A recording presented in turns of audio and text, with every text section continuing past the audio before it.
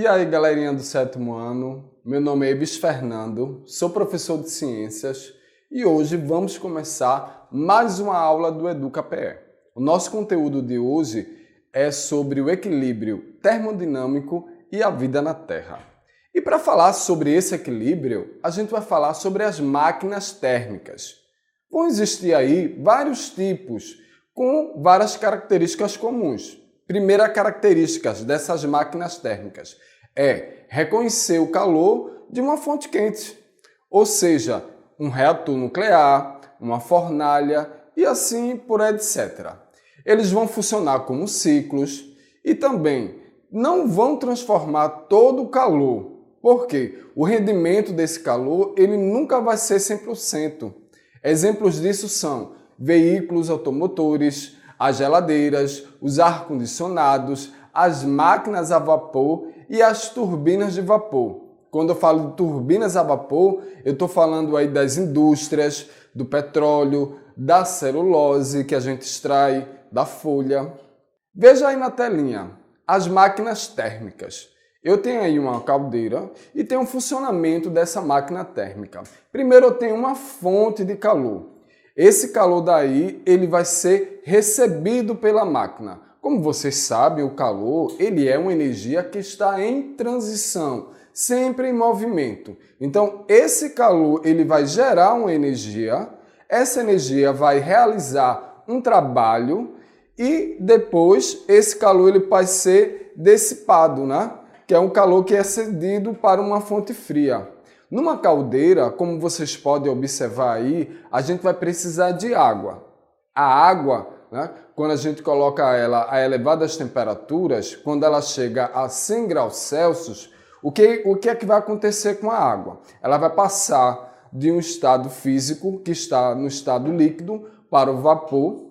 Esse vapor daí vai fazer com que gire uma turbina, girando essa turbina daí vai gerar essa energia, depois ela passa para o condensador. Toda vez quando eu falo sobre condensador, na realidade são pequenos tubos que vão fazer com que esse vapor saia do estado gasoso, passe para o estado líquido e volte de novo para a caldeira. E daí você dá para perceber bem essa questão do funcionamento dessa caldeira. É a água que está em vapor, esse vapor justamente vai fazer com que essa turbina ela gire, depois esse vapor ele vai passar pelos condensadores para poder o gás se transformar em água ou em líquido e vai passar pela bomba e vai reaproveitar de novo. Então existe esse ciclo daí. Vai existir uma fonte quente,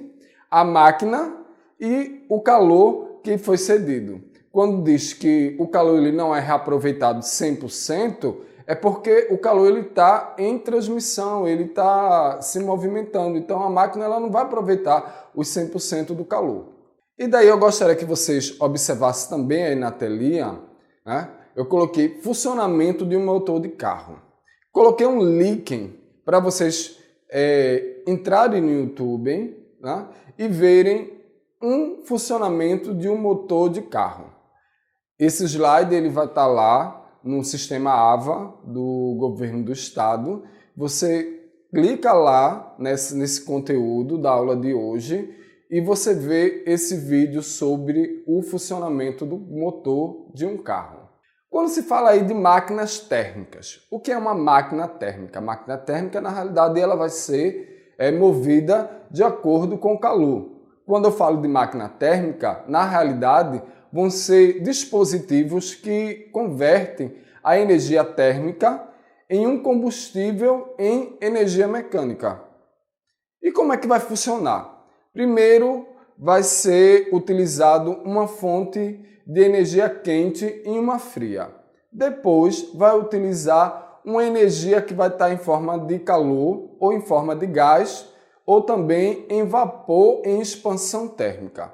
E por terceiro, a gente vê aí ao final do processo a substância do trabalho, que vai sempre voltar ao seu estado inicial. Lembra ali da caldeira? Quando a gente tem a questão da água, que a água ela entrava em vapor, aquele vapor dali fazia com que aquela máquina ela girasse o seu motor e depois passava pelo condensador, o vapor, na realidade, que é o gás, ele se transforma em líquido, é justamente isso. A água ela passa do estado líquido para o gasoso e depois ela volta para o líquido. É assim que funcionam as máquinas térmicas. E falando aí das máquinas térmicas, a gente pode observar aí na telinha quando muito tempo atrás se utilizavam os trens, que na realidade eles funcionavam justamente pela energia térmica, né? Essa energia térmica que iria produzir um combustível e esse combustível que seria em energia mecânica. O vapor, na realidade, ele iria fazer com que as rodanas elas pudessem se mexer ou se locomover diante daqueles trilhos. Mas outro exemplo bem simples, para você entender bem a questão de uma máquina de vapor, é uma panela de pressão. Bora lá para a telinha? Em uma panela de pressão, a gente tem o que a gente chama de válvula de segurança, a gente tem o válvula com pino, tem um vapor, tem a água e tem os alimentos. Observem só que quando está elevado a uma certa temperatura, vai gerar ali o quê? A água que está no estado líquido, ela vai sair do estado líquido, vai para o estado gasoso, a gente tem ali uma energia térmica que a gente chama de convecção, e daí as moléculas elas vão estar bastante agitadas, vai fazer com que a válvula do pino, daquela panela de pressão, ela comece a girar. Eu não sei se você já foi cozinhar uma macaxeira, feijão, e de repente quando a mãe de vocês falaram, olha, aquela panela de pressão, ela pegou a pressão. Você começou a escutar aquela zoadinha. Pi! Justamente é a válvula com pino que está girando. E para poder tirar essa pressão, a gente também tem a válvula de segurança.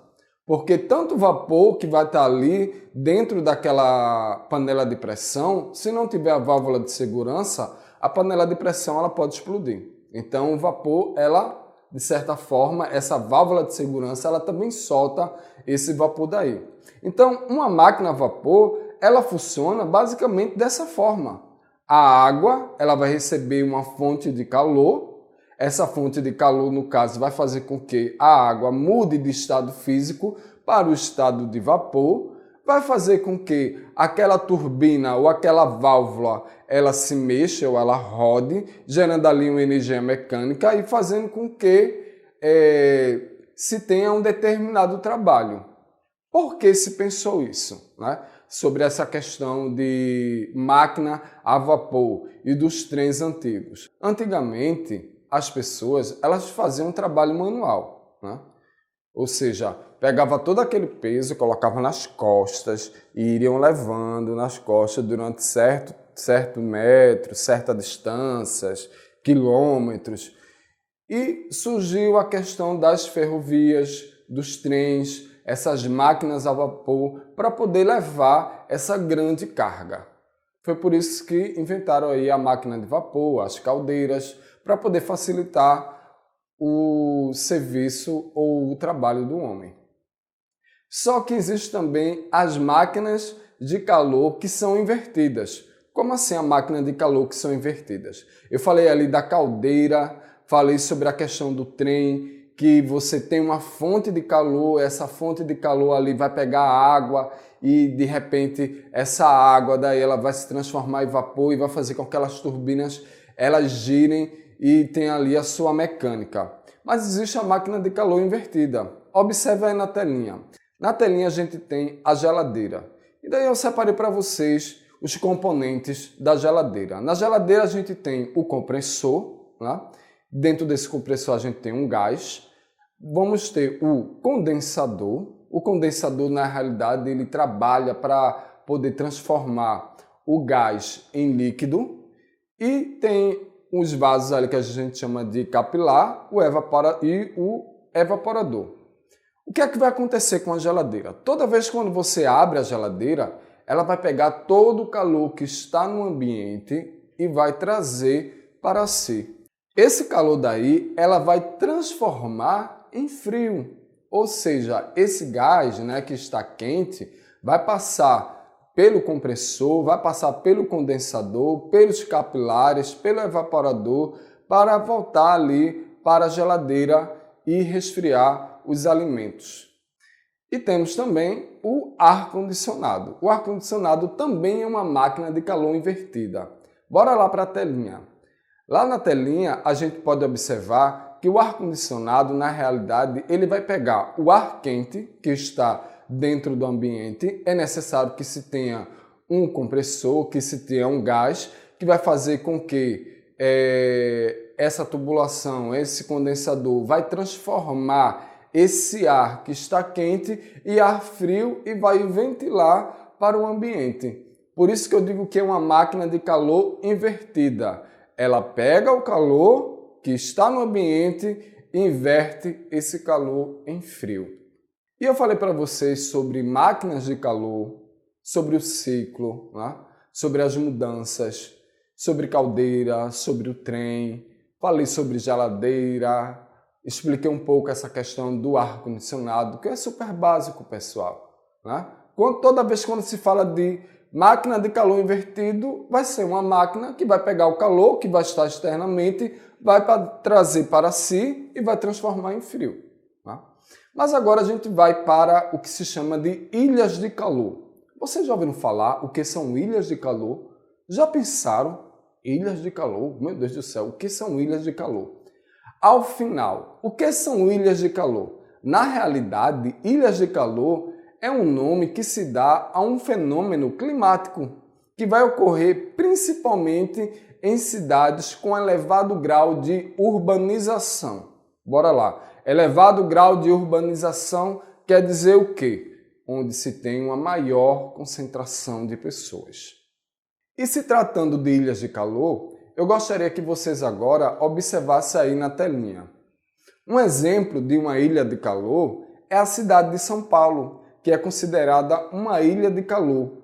Como essa cidade tem grande concentração de asfalto, que na realidade são ruas, avenidas, e concreto, quando se fala de prédios, casas e outras construções, ela vai concentrar mais calor, fazendo com que a temperatura fique acima da média, né? Quando fica acima da média, eu falo em relação aos dos municípios da região.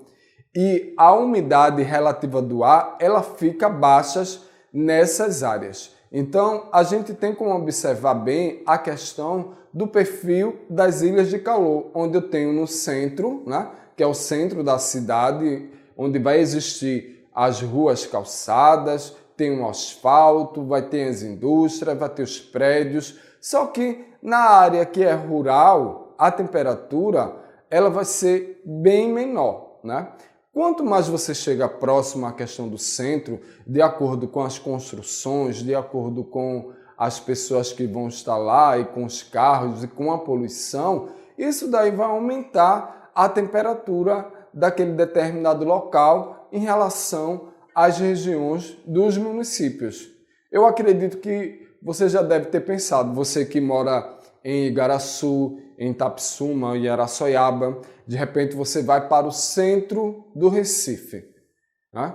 Quando você chega lá, você dá para perceber nitidamente que a temperatura é diferente de onde você veio. A temperatura ela é bem mais elevada. Por quê? O Recife também é um exemplo de ilhas de calor, porque é uma cidade onde existem muitas pessoas, prédios, calçadas, né? E a urbanização que vai estar ali numa alta concentração. E aí, pessoal, vocês já pensaram por que essas cidades elas são consideradas ilhas de calor? E qual é a solução para elas? O que é preciso fazer? O que é que falta nessa cidade para que ela deixe de ser uma ilha de calor? O que falta nessa cidade é a falta de verde, é a falta de vegetação, né? A falta de grande extensão de vegetação, que na realidade nessas grandes cidades, devido às construções dos prédios, elas sumiram, ela faz com que a absorção do gás carbônico ela seja baixa. Isso daí é muito perigoso, porque quando isso acontece, vai atingir, na realidade, as indústrias, como na realidade de São Paulo, e vai aumentar, de certa forma, a poluição. Então, se você quer uma solução, né, para a questão das cidades de calor ou das ilhas de calor, na realidade vai ser o plantio de árvores em grandes quantidades, isso nas grandes cidades, ou seja, a criação de parques, de preservações, de áreas verdes, medidas para diminuir a poluição e a diminuição do controle de emissão de gases que são poluentes pelos veículos, do controle de poluentes que são emitidos por algumas indústrias. Se tratando de ilha de calor, né, como eu estava dizendo para vocês, se trata de uma grande metrópole, onde vai existir vários prédios, ruas calçadas, muitas pessoas, muitos carros, e vai aumentar a temperatura média e vai ter um nível de poluição muito grande. E para baixar esse nível de poluição é necessário ter algumas medidas, ter áreas verdes, parques, né? Plantar mais árvores, fazendo com que essas árvores elas possam absorver esse gás carbônico que está sendo gerado pelos carros e transformar em oxigênio. Então existem aí várias medidas. Mas agora eu quero falar para vocês sobre o efeito estufa. Bora lá para a telinha para se falar sobre o efeito estufa.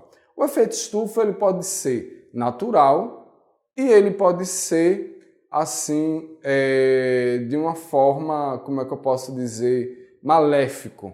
Ele pode ser bom e pode ser ruim. Sem o efeito estufa, nós não estaremos vivos, porque ele é um efeito que é natural. A gente recebe a radiação solar e essa radiação ela fica na nossa atmosfera, fazendo com que o nosso planeta ele tenha uma temperatura média global para a vida de todos os seres vivos.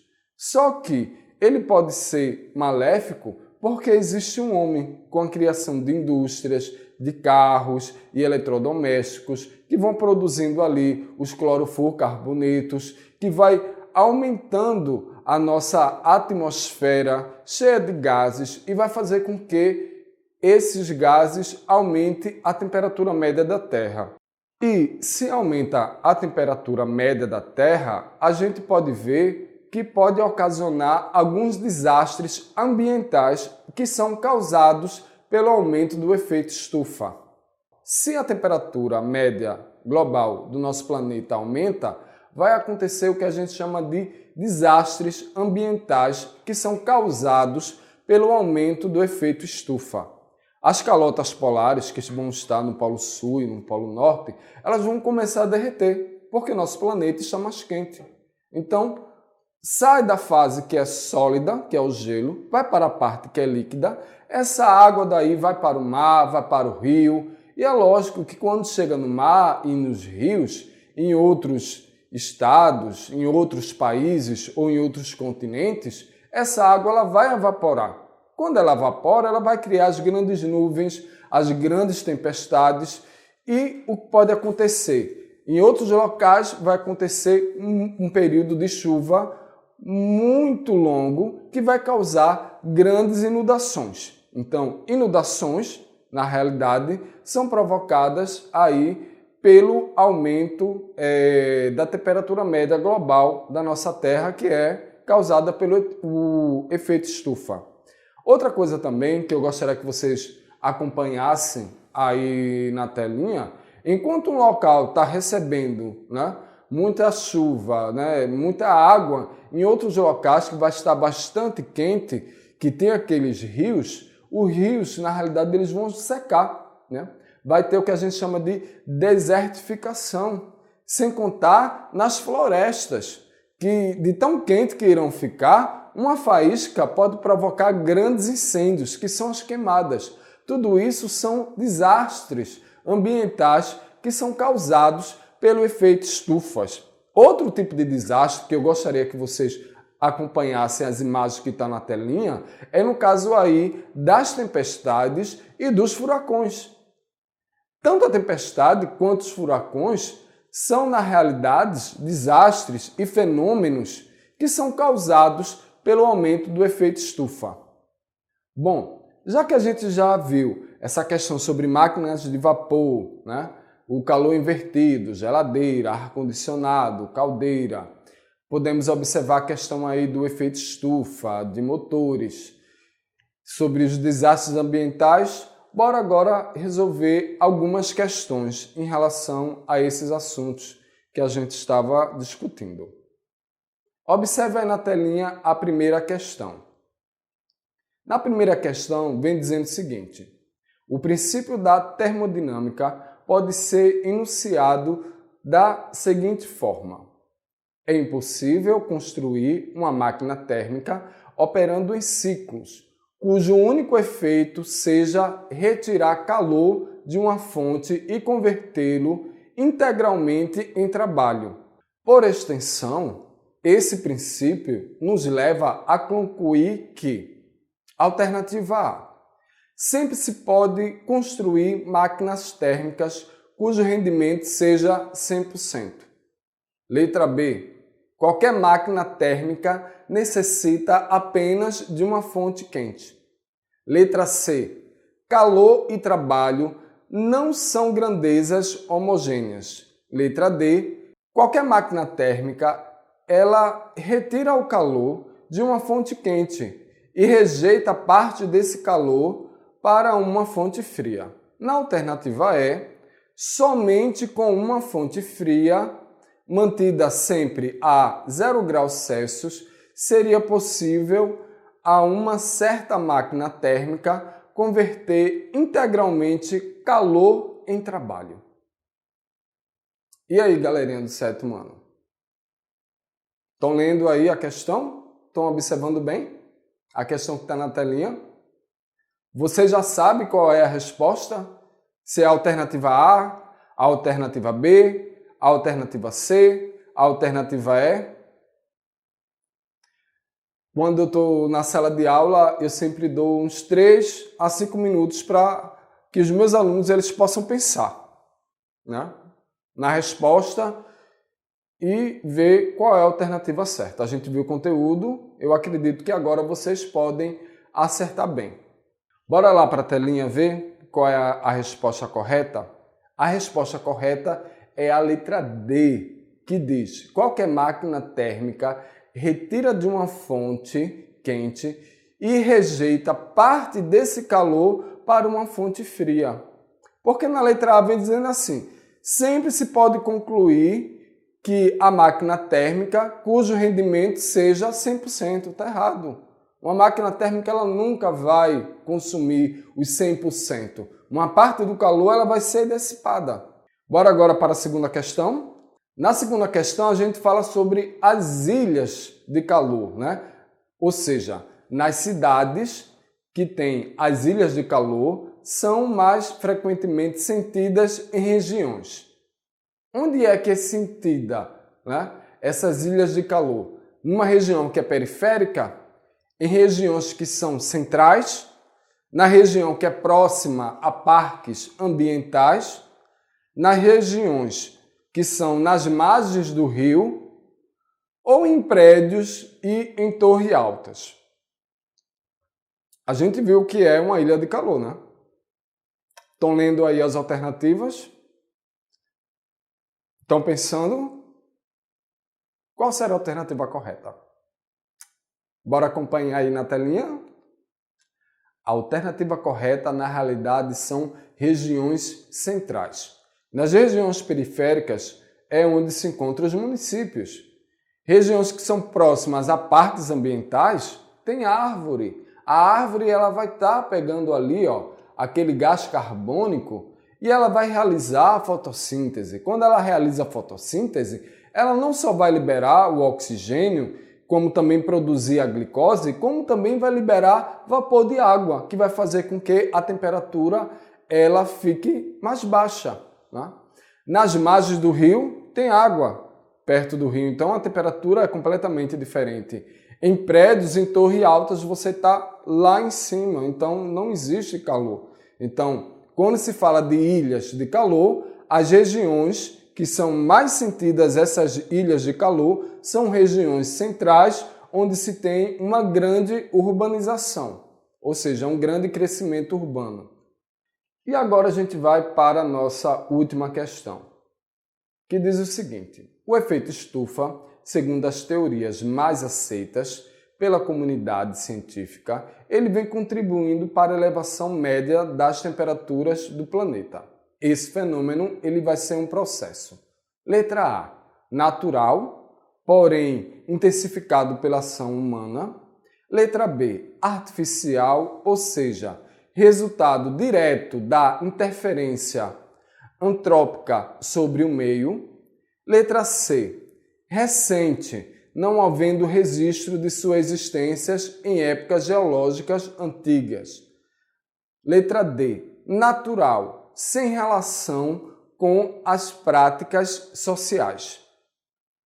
Falando aí sobre aquecimento global, agora a gente pode ver a resposta aí na telinha. A resposta, na realidade, é a letra A. O efeito estufa, ele é natural, porém, ele pode ser intensificado pela ação humana. Hoje eu vou ficando por aqui e a gente se encontra na próxima aula.